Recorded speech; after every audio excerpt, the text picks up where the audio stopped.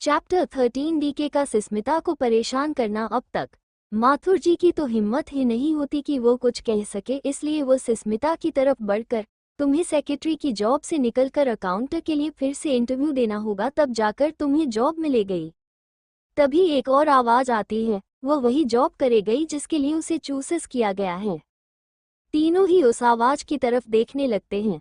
वो कोई और नहीं डीके के दादाजी राज वर्मा होते हैं, जो अपने कुछ एम्प्लॉइज के साथ कुछ काम से उस केबिन की तरफ आ रहे थे। ए फ्लैट आगे सिस्मिता जैसे ही राज जी को देखती है तो वो पहचान जाती है। डीके अपने दादाजी की बात सुनकर उनके पास जाते हुए कहता है, दादाजी आपको नहीं पता क्या हुआ है।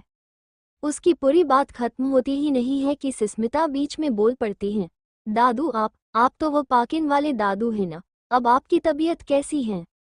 उसके इस तरह बीच में बोलने से डीके उसे गुस्से से घूर कर देखते हुए कुछ कहने ही वाला होता है कि दादाजी बोल पड़ते हैं, हाँ बेटा मैं ठीक हूँ, उस दिन तुम्हारी समझदारी ने मेरी जान बचाई थी, पर यहाँ क्या हो रहा है, तुम यहाँ इस तरह यहाँ क्या कर रही हो। इस बार डीके सिस्मिता को बोलने का मौका नहीं देता और बोल पड़ता है, ये लड़की यहाँ मुझे मारने आई थी, ये देखी ये मेरे हाथ में लगी है और मेरे पीठ की भी बुरी हालत है। डीके अपने हाथों पर लगा चोट दिखाकर जिसे हल्का खून बह रहा था। दादाजी मुझे कोई है जो पूरी बात बता सकता है कि मेरे कंपनी में हो क्या रहा है। तब मिस्टर माथुर आगे आते हुए, सर मैं बताता हूँ दादाजी, हम बोलो। माथुर जी उनके एक्सीडेंट से लेकर अब तक की सारी बातें बताते हैं और लास्ट में कहते हैं कि अब सर चाहते हैं कि उसे इस जॉब से निकल दिया जाए। राज जी अच्छा तो ये बात है, जल्दबाजी काम शैतान का होता है मिस्टर माथुर, और आपने वही किया है। वो जाकर केबिन के सोफे पर बैठते हैं। डीके अब जो हो गया सो हो गया, पर अब ये लड़की मेरी सेक्रेटरी नहीं हो सकती, इसे फिर से इंटरव्यू देना होगा। सिस्मिता तो अब थोड़ा उदास होने लगती है, क्योंकि उसने ये जॉब इसलिए एक्सेप्ट की थी कि इसकी सैलरी और काम से ज़्यादा है, इसलिए वो बिना काम को जान भी तैयार थी। पर अब तभी सिस्मिता के कानों में राज जी की आवाज़ जाती है, ऐसा कुछ नहीं होगा, उसे जिस काम के लिए रखा जा चुका है वो वही काम करेगी। डीके अपनी आवाज़ को तेज करते हुए, नहीं ये यहाँ काम नहीं कर सकती। राज जी भी इस बार थोड़ा तेज होकर, किसी को उम्मीद देकर उसे तुम इस तरह तोड़ नहीं सकते, और मत भूलो इसने मेरी जान बचाई है। डीके उसी लहजे में, मैं नहीं भूला, इसलिए मैंने इसे पैसे भी दी और इसी वजह से इंटरव्यू देने का मौका दे रहा हूँ, वरना देश किशन वर्मा के साथ ऐसी हरकत करने वाले को तो देश से बाहर फेंकवा देता। राज जी इस बार थोड़ा और गुस्से में, जिसने तुम्हारे दादाजी की जान बचाई उसकी तुमने कीमत लगी। वैसे दादाजी के लिए ये कोई बड़ी बात नहीं थी, डीके ऐसा कुछ कर सकता है वो अच्छे से जानते हैं, डीके की उनके साथ बनती ही नहीं जो तो ऐसा होना आम बात थी। पर दादाजी सिस्मिता को इस ऑफिस से जाने नहीं देना चाहते थे, इसलिए वो इस वक्त एक मामूली सी बात में भी डीके से बहस कर रहे थे। डीके एक बार फिर बोल पड़ता है, दादू ये लड़की इस केबिन में मुझे पीट रही थी, पागल है ये लड़की, बिना कुछ सोचे समझे काम करती है। दादू सिस्मिता की तरफ देखते हुए एक अजीब सी नज़र से सवाल करते हैं, जिसे समझकर सिस्मिता अपने कानों को पकड़कर, सिस्मिता सॉरी दादू, वह ये किसी से बात कर रहे थे कि वर्मा सर के लिए ये फाइल बहुत ज़रूरी है, तो मुझे लगा कि ये कोई चोर है, तो मैं इस अंधेरे में कुछ सुझा ही नहीं। तो वो इतना बोलकर चुप हो जाती है और डीके उसे घूर कर देखते हुए कहता है, मैं अपने फ्रेंड से बात कर रहा था, ब्लूटूथ से अपने दोस्त से उस फाइल की बात कर रहा था, पर तुम तो बिना कुछ सुने बस गधे की तरह मुझे मारती ही जा रही थी। उसकी ये बात सुनकर राज जी अपनी कड़क आवाज में, कैसा लड़का है तू दीर्ष्य, एक लड़की से मार खाकर किसी बच्चों की तरह शिकत कर रहा है, कितना ही लाग गया होगा उस बच्ची के हाथों से, ह बोल। डीके उनकी इस बात पर थोड़ा धीरे से, मार तो मुझे पड़ी है, खुद को पड़ी होती तो पता चलता ना, पर उसकी आवाज इतनी थी कि कोई भी सुन सकता था। डीके की बात पर राज जी, क्या कहा तुमने, इतनी लग गई। डीके एक कदम आगे आते हुए, वो सब छोड़िए, ये लड़की मेरी सेक्रेटरी बांध कर नहीं रह सकती। राज जी इस बार थोड़ा रोवाब में आते हुए, ये मेरी कंपनी है और मैंने फैसला किया है कि ये लड़की इसी कम कंपनी में रही गई, और वह भी तुम्हारी यानी इस कंपनी के सीईओ की सेक्रेटरी बनकर, समझ में आई बात। डीके कुछ कहने ही वाला होता है कि राज वर्मा मिस्टर माथुर की तरफ देखकर, इस लड़की के लिए एक नया कॉन्ट्रैक्ट पेपर तैयार कीजिए। मिस्टर माथुर भी हाँ में अपनी गर्दन हिला देते हैं। राज जी एक बार फिर बोल पड़ते हैं, और इसे 2 दिन की ट्रेनिंग दो और काम को सीखने का मौका। ठीक। सुस्मिता ये सब सुनकर मिस्टर राज वर्मा जी की तरफ बढ़कर थैंक करती है और उनसे कहती है, थैंक यू दादू, मैं पूरी कोशिश करूँगी कि आपको कभी भी मैं नीरस ना होने दूँ। राज जी उसके सर पर प्यार से हाथ फेरते हुए, अच्छा बेटा मैं चलता हूँ, अपना ख्याल रखना। ठीक। और वो ये बोलकर उस केबिन से बाहर निकल जाते हैं। उनके जाते ही डीके मिस्टर माथुर को, जाए माथुर अंकल नया कॉन्ट्रैक्ट बनाइए। डीके की आवाज इस वक्त इतनी शांत थी कि जैसे लग रहा हो कुछ हुआ ही नहीं हो, पर उसकी इस ठंडे पके लहजे को समझते हुए वो सुस्मिता को आवाज लगाते हुए कहते हैं, चलिए मिस शर्मा। सुस्मिता उनकी इस बात को सुनकर एक कदम बाहर की तरफ रखती ही है कि डीके की एक भारी भरकम आवाज सुस्मिता के कानों में जाती है, मैंने मिस्टर माथुर को जाने को कहा है। उसकी इस बात को सुनकर मिस्टर माथुर कुछ कहने को होते हैं कि डीके उनकी तरफ देखकर अपने दोनों हाथों को अपने पेंट की पॉकेट में डालते हुए बड़े ही सरकास्टिक वे में कहता है, डीके मिस्टर माथुर आप जाए, मुझे अपने न्यू सेक्रेटरी से कुछ खास बात करनी है। उसकी इस तरह के बोलने से वो कुछ नहीं बोल पाते और बाहर की तरफ बढ़ जाते हैं। डीके एक बार फिर बोलता है, डोर लॉक करते जिए। उसकी इस बात पर सुस्मिता उसे घूर कर देखने लगती है और मिस्टर माथुर की तरफ मुड़कर अपने कदम 12 की तरफ बढ़ाते हुए कुछ कहने ही वाली होती है कि दरवाजा बंद हो चुका था और अब उस केबिन में रह जाते हैं तो सिर्फ 2 लोग, सुस्मिता और डीके। सुस्मिता दरवाजे की तरफ एक बेबसी से देखते रह जाती है और पलटाते हुए कहती हैं, Sushmita I am sorry sir. वो इतना ही कह पाती है कि अचानक ही उसे अपने कमर पर किसी के हाथों का एहसास होता है और वो कुछ कर पाती उससे पहले ही वो पीठ के बल दरवाजे से लगी होती है और डीके उसके बिल्कुल करीब उसके कमर पर अपने हाथों से पकड़ बनाए खड़ा होता है। उसके इतने करीब होने से सुस्मिता की तो सांस ही अटक जाती है और वह नजरें झुकाते हुए कहती हैं, ये क्या बदतमीजी है सर, मुझसे गलती हुई है, मैं सॉरी बोल रही हूँ, न छोड़िए मुझे। सुस्मिता की आवाज इतनी तेज नहीं थी जितनी उसे मारते वक्त या उसके दादाजी से बात करते वक्त थी। उसकी इतनी धीमी आवाज सुन डीके उसके कान के पास जाकर, क्या बात है, लगता है स्पीकर फट गया है गले का, इतनी धीमी आवाज। सुस्मिता अपने हाथों से डीके के हाथ को अपनी कमर से हटाते हुए, आप छोड़िए मुझे प्लीज। डीके मुझे नजर चुराकर बात करने वाले लोग पसंद नहीं, मेरी निगाहों में देखो। उसके कहने के बावजूद सुस्मिता अपनी गर्दन ऊपर की तरफ नहीं करती और ये देखकर डीके का जो गुस्सा था वो और बढ़ जाता है।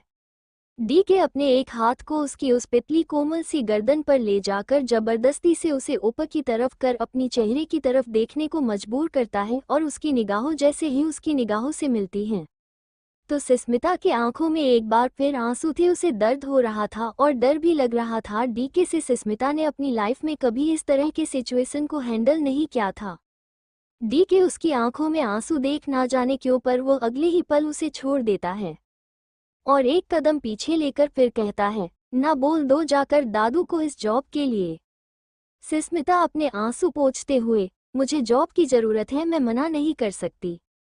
डीके मना नहीं करोगी तो बहुत पछताओगी, 4 दिन नहीं रहने दूंगा, इतना टॉर्चर करूंगा तुम्हें। सुस्मिता अपने सर झुकाते हुए, मेरी मजबूरी ही ऐसी है, मैं कुछ नहीं कर सकती।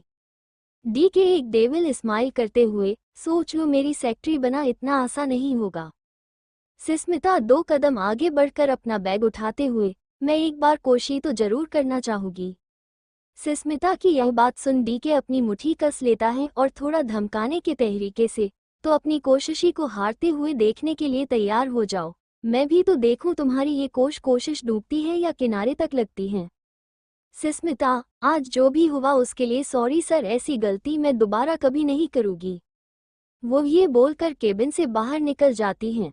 डीके उसे जाते हुए देखकर खुद से ही, सॉरी, इसे बोलने के सिवा अब तुम्हारे पास मेरे लिए कोई और वर्ड ही नहीं होगा। सुस्मिता ऑफिस के बाहर आकर एक ऑटो पकड़ती है और अपने घर को चल देती है।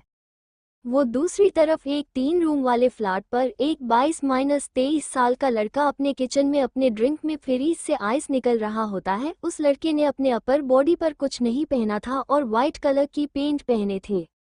तभी उसके डोर पर नॉक होता है और वो लड़का थोड़ा चिढ़ते हुए, हाँ हम अब को आ गया, छुट्टी के दिन भी चैन से नहीं रहने देते। वो ये बोल ही रहा होता है कि डोर बेल इस बीच 2 से 3 बार बाज चुका होता। वो लड़का, आ रहा हूँ भाई, इतने उतावले हो। वो लड़का जाकर डोर खोलता है और जैसे ही सामने वाले को देखता है तो उसके चेहरे पर परेशानी की लकीरें आ जाती हैं। वो सामने का इंसान अपने हाथों को हिलाते हुए उसे हाय करता है और उस इंसान के चेहरे पर एक बड़ी सी स्माइल होती है। वो लड़का अपने हाथों को हिलाते हुए, आज नहीं भाई बाय। वो ये बोलकर डोर एक झटके में बंद कर देता है। वो इंसान थोड़ा कंफ्यूज होकर, क्या हो गया भाई, डोर खोल, मैं डीके हूँ भाई, तेरा दोस्त। वो लड़का दरवाजे के पास खड़ा होकर, देखा मैंने इसीलिए बंद किया है। डीके, राहुल तू ऐसे कैसे कर सकता है, तेरा दोस्त तेरे घर आया है और तू डोर बंद करके खड़ा है, खोल डोर खोल। राहुल डीके का बेस्ट फ्रेंड, दोनों कॉलेज टाइम से ही दोस्त हैं। राहुल का खुद का सिक्योरिटी एजेंसी है, डीके की सिक्योरिटी भी राहुल की ही एजेंसी प्रोवाइड करती है। डीके जब भी स्ट्रेस महसूस करता है तो राहुल के पास थोड़ा चिल करने के लिए आ जाता। राहुल डोर से लगकर फिर कहता है, नहीं खोलूंगा, चिल कर रहा हूँ, किसी के साथ टाइम स्पेंड कर रहा हूँ, नहीं आ सकता अंदर। डीके बाहर से, ठीक है देख ली तेरी दोस्ती, एक लड़की के लिए दोस्त को ना बोल रहा है, मेरा भी टाइम आएगा फिर बताऊंगा। राहुल, मैं तो कब से चाहता हूँ वो टाइम आए। अच्छा ठीक, अब तू जा। डीके, जा रहा हूँ तेरे दरवाजे से। राहुल अपने मन में, क्या बात है, आज तो एक ही बार में मन गया। तभी राहुल को किसी की आवाज उसके कमरे से आती है, जान कहाँ हो तुम, कितना टाइम लगेगा। राहुल अपने ख्यालों को झटक कर, आया जानू आया, और वो अपने रूम की तरफ जाता है। उस रूम को बड़े ही रोमांटिक माहौल की तरह सजाया गया था। उस रूम में एक लड़की बड़ी ही अदा के साथ अपने घुटनों को मोड़ बैठी थी। उस लड़की ने रेड रंग की नाइटी पहन रखी थी।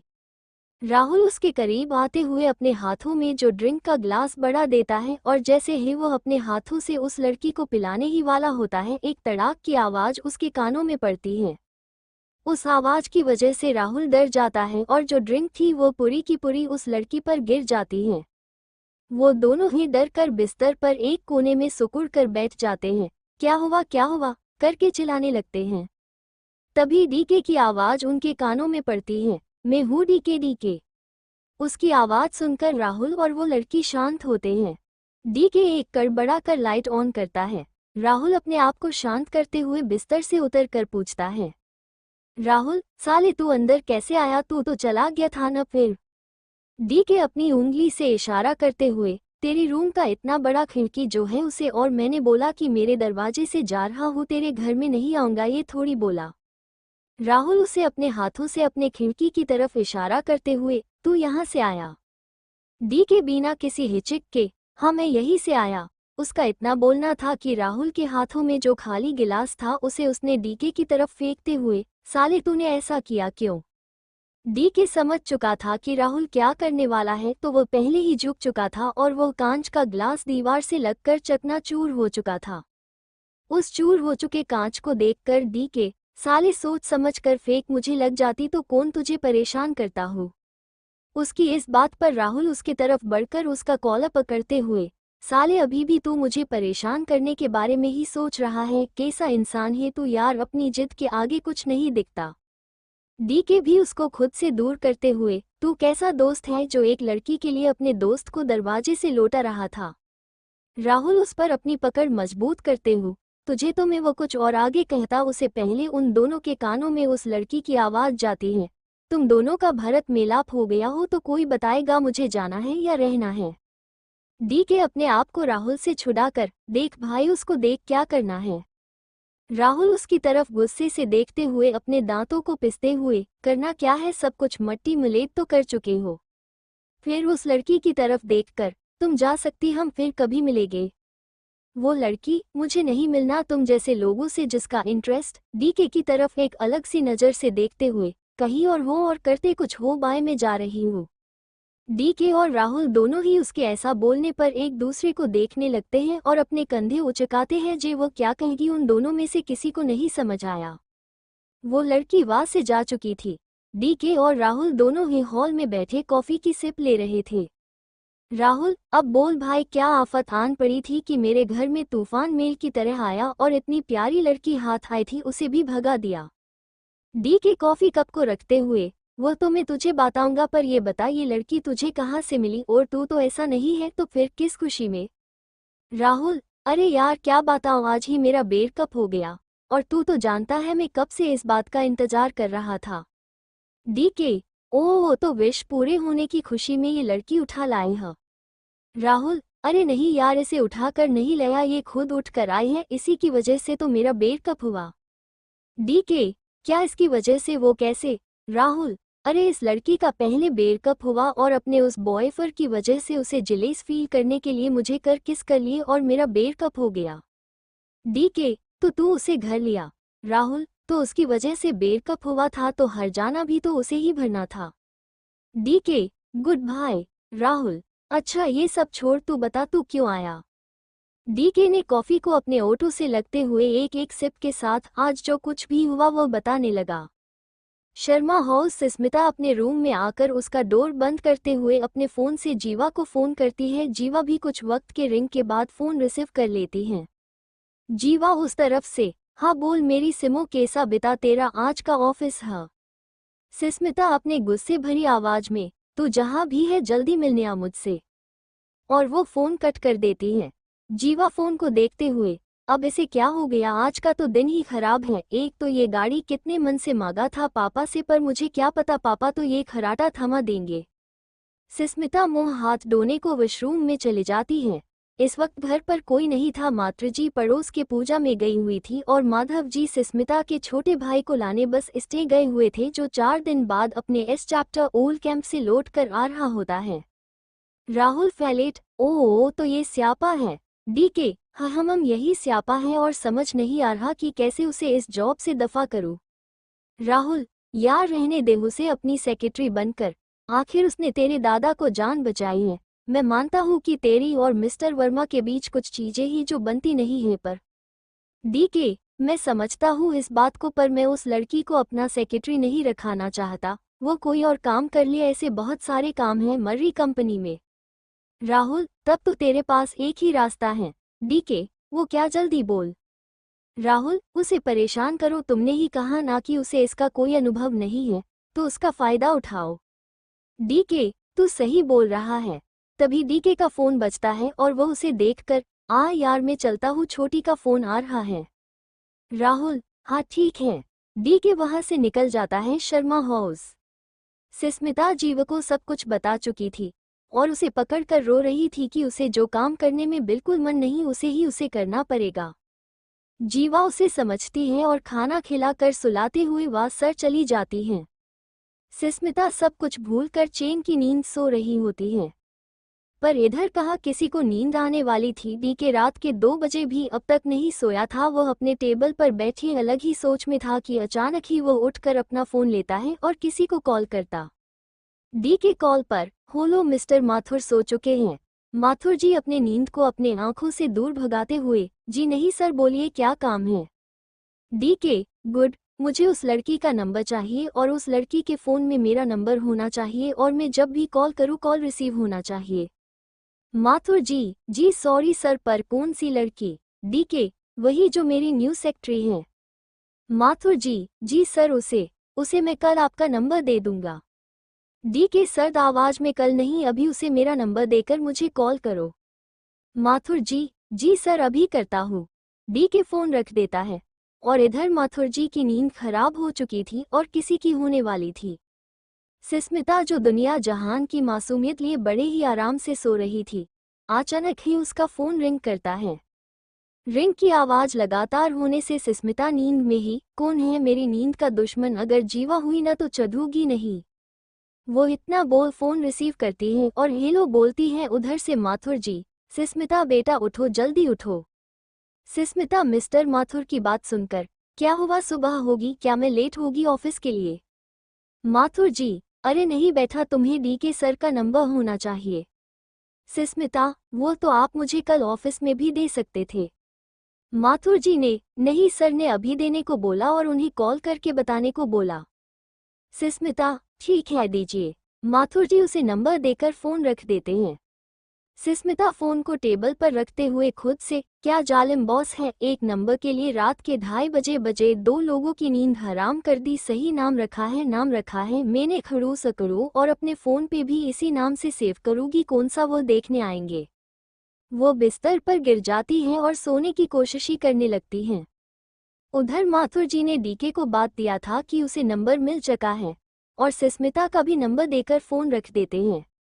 डीके ये जानते ही अपने चेहरे पर किसी जीत की खुशी लेकर बिस्तर पर गिरते हुए तकिए को गले लगाकर खुद से, अब पता चलेगा बेचैन होना किसे कहते हैं, और वो आंखें बंद कर सो जाता था। और इधर सिस्मिता की अच्छा खासी नींद जा चुकी थी उसे बाय बोलकर। वो खिड़की के पास खड़ी होकर भोपाल की शांति को महसूस करने लगती हैं। आज यही तक क्या चल रहा है डीके के दिमाग में। सिस्मिता कैसे करेगी डीके की इन बचकानी हरकतों से डील। क्या सच में सिस्मिता छोड़ देगी जॉब या मजबूर करेगी डीके को उसे जॉब के लिए मानने पर। चैप्टर 14 सिस्मिता का गिरना। ए फ्लैट डीके की कहानी। डीके ये जानते ही अपने चेहरे पर किसी जीत की खुशी लेकर बिस्तर पर गिरते हुए तकिए को गले लगाकर खुद से, अब पता चलेगा बेचैन होना किसे कहते हैं, और वो आंखें बंद कर सो जाता था। और इधर सिस्मिता की अच्छा खासी नींद जा चुकी थी उसे बाय बोलकर। वो खिड़की के पास खड़ी होकर भोपाल की शांति को महसूस करने लगती हैं। ए फ्लैट आगे की तरफ रुख करते हैं। सुबह करीबन 7 बजे वर्मा हाउस। अवनी डीके के रूम में आकर उसे जगाने का सोचती है। वो अपने मन में ही सोच रही होती है कि आज पहली बार हुआ है कि भाई इतना लेट कर रहे हैं। वो जाकर डीके के डोर के पास नॉक करती है। अवनी, भाई उठिए, 2 बज गए हैं, आज आप जिम भी नहीं गए। डीके अपनी आंखों में नींद लिए रूम का डोर खोलता है और अवनी की तरफ देखकर, गुड मॉर्निंग छोटी। अवनी, गुड मॉर्निंग भाई, क्या बात है आज इतनी लेट। डीके, वो लेट सोया था तो उठने में लेट हो गया। अवनी, ठीक है भाई आप रेडी होकर आए, मैं नाश्ता लगवाती हूँ। अवनी नीचे चली जाती है। तभी मामा जी अवनी से, क्या हुआ बेटा, सब ठीक है ना। डीके की तबीयत तो ठीक है, वो नीचे नहीं आया। अवनी किचन की तरफ जाते हुए, ऐसा कुछ नहीं है, वो बोल रहे थे कि वो कल रात को लेट उठे इसीलिए लेट उठे, पर ये नहीं समझ नहीं आया कि भाई तो कई बार लेट सोए हैं पर कभी लेट उठे नहीं। मामा जी, हो सकता थक गया होगा इसलिए। अवनी, हम हो सकता है, बोलकर किचन में चली जाती है। इधर डीके अपने रूम में शावर के नीचे खड़ा होकर सिस्मिता के ही बारे में सोच रहा होता। पता नहीं क्यों पर जब से वो सिस्मिता से मिला था वह अपने काम के बारे में कम और उसके बारे में ज्यादा सोचने लगा था। डीके अपने आप को मिरर में देखकर खुद से है, आज से तुम खुद को बहुत बदकिस्मत समझो गई। आसान नहीं होगा मेरे ऑफिस में टिकना, अखुड़ खड़ूस हूं न मैं तो, अब मैं सच में बनकर दिखाऊंगा तुम्हें। फिर मिरर को अपने हाथों से पोंछते हुए, जल्दी रेडी हो जा दीर्घ, किशन वर्मा आज ही उसका लास्ट डे बना देंगे। शर्मा हाउस। सिस्मिता अपने रूम से बाहर आकर डाइनिंग टेबल पर बैठते हुए अपने भाई के सर पर मरते हुए कहती हैं, कैसे बीता तेरा स्कूल कैंप। संजीव, सिस्मिता का छोटा भाई जो अभी 12th क्लास में पढ़ता था। अपनी बहन के इस तरह मारने से वो सिस्मिता की तरफ देखकर, क्या दीदी दूर से भी तो पूछ सकती हूँ बाल क्यों खराब कर रही हूँ। सिस्मिता उसे चिढ़ाते हुए, अरे बाप रे, शाहरुख खान के बाल हैं न जो खराब हो जाएंगे। किचन से आती मायत्री जी, क्यों मेरा बेटा कम है क्या, शाहरुख खान से ऐसे मत बोल, मेरे लाडले को समझी। माधव जी चाय पीते हुए, देखा सिस्मिता बेटे के आने के बाद तो किसी की कोई वैल्यू ही नहीं रहा जाती, नहीं था तो कितना ठीक था, 4 दिन कितनी शांति थी। सिस्मिता जूस का ग्लास उठाते हुए, सही कहा आपने पापा, अब तो लाडला आ गया है, प्यारी को कौन याद करेगा। मुझसे सच्चा प्यार सिर्फ आप करते हो, बाकी सब तो हुई प्यारी प्यारी करते रहते हैं। मायत्री जी अपने कमर पर हाथ रखकर उसे घूरते हुए, 4 दिन बाद आया है तेरा भाई, थोड़ा उसे प्यार क्या कर लूं, जलकर भून जाती हैं। संजीव, जल कर तो भुनेगी ही ना, आज सारा खाना मेरे पसंद का जो बना है और मैं इसे मजे से बैठकर खाऊंगा क्योंकि दीदी तो ऑफिस में रहेगी। सिस्मिता उसकी बात पर कुछ बोलने को होती है कि उसका फोन बज उठता है। उस पर माथुर जी का नाम फैलास कर रहा था। सिस्मिता ने तुरंत ही फोन रिसीव किया और बोली, जी सर बोलिए। माथुर जी, मुझे कुछ बोलना नहीं है बेटा, तुम ऑफिस जल्दी आओ, डीके सर अभी तक आए नहीं हैं तो तुम आकर सर का शेड्यूल तैयार करके रखो कि उन्हें तुमसे कोई शिकायत ना हो। सिस्मिता थोड़ा घबराते हुए, सर मैं जल्द से जल्द पहुंचने की कोशिश ही करती हूँ। माथुर जी, ठीक बेटा जल्दी आओ। माथुर जी, क्या हुआ बेटा? सुस्मिता अपना बैग लेते हुए, कुछ नहीं हुआ माँ, मुझे जल्द से जल्द ऑफिस जाना होगा, आज पहला दिन है तो लेट नहीं हो सकती। माधव जी, पर बेटा तुम्हारा तो कल ही पहला दिन था ऑफिस का। सुस्मिता मुंह में सेब का एक बाइट काटकर, कल की सिचुएशन कुछ और थी, आज की कुछ और। माइत्री जी, आराम से बैठकर खा ले, ऐसे नहीं खाना चाहिए। सुस्मिता, माँ मैं चलती हूँ, अभी लेट हो रहा है। और वो बाहर की तरफ भागती तभी वो एक बार पीछे की तरफ आकर जल्दी से अपने पापा को गले लगा लेती हैं। और जाते जाते अपनी माँ को, पापा का ध्यान रखना माँ। और वो घर से निकल जाती हैं, ऑटो पकड़ ऑफिस के लिए चल देती हैं। सुस्मिता के जाने के बाद माधव जी थोड़ा उदास हो जाते हैं। उन्हें इस तरह उदास देख संजीव पूछता, क्या हुआ पापा, आप अचानक उदास क्यों हो गए? तभी टेबल पर बैठती माइत्री जी, उदास क्यों नहीं होगे, जिस उम्र में हमारी प्यारी को अपने कॉलेज के लिए भागना चाहिए उस उम्र में ऑफिस की दौड़ा भागी कर रही हैं। माधव जी, मैं अगर बीमार ना होता तो अब तक हमारी का ग्रेजुएशन पूरा हो रहा होता, पर किस्मत देखिए। संजीव उन सबकी बात को सुनकर उनका हौसला बढ़ाते हुए, ओहो मामी पापा आप दोनों चिंता मत करो, एक बार मेरी पढ़ाई पूरी हो जाने दो, उसके बाद मैं दीदी को कोई काम नहीं करने दूंगा। मैत्री जी उसका सर सहलाते हुए, तू जैसा कह रहा वैसा ही हो, वैसे भी हमें अपनी बेटी के आने वाली जिंदगी भी तो संवारनी है। माधव जी को हमेशा से ही ये बात खलती है कि उनकी बीमारी की वजह से सुस्मिता की पढ़ाई छूट गई। अगले 1 साल से सुस्मिता ने ही घर को संभाला था, वो पार्ट टाइम जॉब भी किया करती। इस जॉब के न मिलने के पहले वर्मा हाउस डी के डैनिक एरिया में बैठ किसी से फोन पर बातें कर रही था कि तभी अवनी आकर कहती हैं, अवनी क्या भाई, नाश्त करने की जगह आप फोन पर लगे हैं, ये तो गलत बात है। डी के फोन पर, ठीक है मैं पहुंचता हूँ, तुम फाइल तैयार रखना। वो बोलकर फोन कट कर देता है और अवनी की तरफ देखकर एक हल्की सी स्माइल पास करते हुए उसे बड़े ही प्यार से कहता है, डी के सॉरी छोटी, मुझे अभी जाना होगा, पर ई प्रॉमिस कि कल से तुम्हारे यूएसए जाने तक मेरे सारे काम घर से ही करूँगा और हम साथ में बहुत वक्त बिताएंगे। ओक, अब मैं जाता हूँ। अवनी, ठीक है भाई, पर नाश्ता तो कर लीजिए। डी के मेंशन से बाहर जाते हुए, मैं ऑफिस में कर लूँगा। सुस्मिता वर्मा ऑफिस पहुंचकर माथुर जी से मिलती हैं और माथुर जी ने आज जो भी डीके का शेड्यूल था उसे दे दिया था, साथ ही सब कुछ सिखा दिया था। सुस्मिता ने फाइल को लेकर माथुर जी से सवाल किया, सर डीके सर के दादाजी ने तो मुझे 2 दिन की ट्रेनिंग देने को कहा था, पर आप तो मुझे डायरेक्ट सर के पास भेज रहे हैं, ऐसा क्यों? माथुर जी, बेटा तुम जो कहा रही हो वो सही है, पर डीके सर ने ही कल तुम्हारी ट्रेनिंग नहीं होगी ऐसा बोला था। माथुर जी थोड़े चुप्पी के बाद फिर बोलते हैं, देखो सुस्मिता बेटा, सर कैसे हैं ये बात तो तुम कल ही समझ गई होगी। सुस्मिता, हाँ सर मैंने देखा है, उन्हें तो अपने दादाजी तक से बात करनी नहीं आती। माथुर जी, हाँ वह तो उन दोनों का आपस की बात है, पर सर जिद्दी भी उतने ही है, तो अगर सर नहीं चाहते कि तुम उनकी सेक्रेटरी बनकर रहो तो वह तुम्हें इस जॉब से निकलने के लिए कुछ भी कर सकते हैं। तो कोशिश यही करना कि गलती से भी कोई गलती ना हो। ओके। सुस्मिता उनकी इस बात पर सरहा में ही लाकर एक छोटा सा स्माइल पास करती हैं और डीके की केबिन में जाने के लिए लिफ्ट लेती हैं। पर शायद उसकी किस्मत खराब जो चल रही थी, वो लिफ्ट में जाते ही उसे पहले से ही डीके मौजूद नजर आता है और उसे देखकर वो वापस मुड़कर बाहर जाकर खड़ी हो जाती है। तभी उसके फोन पर कॉल आता है जिस पर खड़ूस अकड़ू लिखा था। सुस्मिता ने जैसे ही उसका कॉल देख तो वो बिना किसी देर के फोन रिसीव करती हैं और उधर से एक बहुत ही एरोगेंट आवाज आती है, डी के कॉल पर, देखा मैंने अवॉइड किया तुमने, पर कोई बात नहीं, मेरे केबिन में पहुंचने से पहले मेरा शेड्यूल केबिन में होना चाहिए सेक्रेटरी साहिबा। सुस्मिता के तो मुंह से हेलो तक नहीं निकला था कि डी के उसे ऑर्डर सुनाकर फोन भी रख चुका था।